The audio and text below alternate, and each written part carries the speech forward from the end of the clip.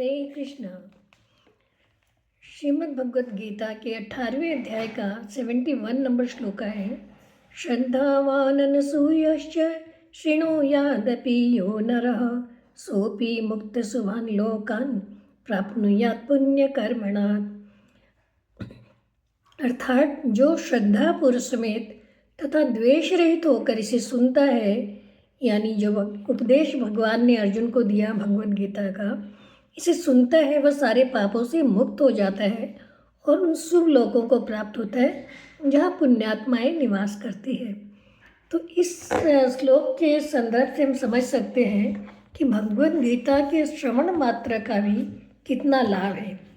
कोई अगर पढ़ नहीं सकता या प्रचार प्रसार नहीं कर सकता तो सिर्फ और सिर्फ श्रवण भी कर ले तो उसका उद्धार हो जाता है। तो इस संदर्भ में एक कथा आती है कि चैतन्य महाप्रभु का एक भक्त था और रोज़ गीता का पाठ करते हुए मस्त हो जाता था, गदगद हो जाता था और कभी कभी रोने लग जाता था। हालांकि वह शुद्ध पाठ नहीं करता था, उसके पाठ में अशुद्धियाँ रह जाती थी। एक दिन क्या हुआ, उसके विषय में किसी ने चैतन्य महाप्रभु को शिकायत कर दी कि देखिए महाप्रभु, वह बड़ा पाखंड करता है, पाठ तो शुद्ध करता नहीं है और रोते रहता है, ऐसे दिखा रहा है जैसे कितना उसके अंदर भाव जागृत हो गया। तो चैतन्य महाप्रभु ने कहा ठीक है, उसको मेरे पास बुला कर लाओ। तो चैतन्य महाप्रभु ने उसे बुलाया और उससे पूछा, तुम गीता का पाठ करते हो? बोले हाँ करता हूँ। तो क्या उसका अर्थ जानते हो? तो उसने कहा नहीं प्रभु। फिर पूछा तो फिर तुम रोते क्यों हो? उसने कहा मैं जब अर्जुन वाच पढ़ता हूँ तो अर्जुन भगवान से पूछ रहे हैं, ऐसा मेरे को प्रत्यक्ष दिखता है।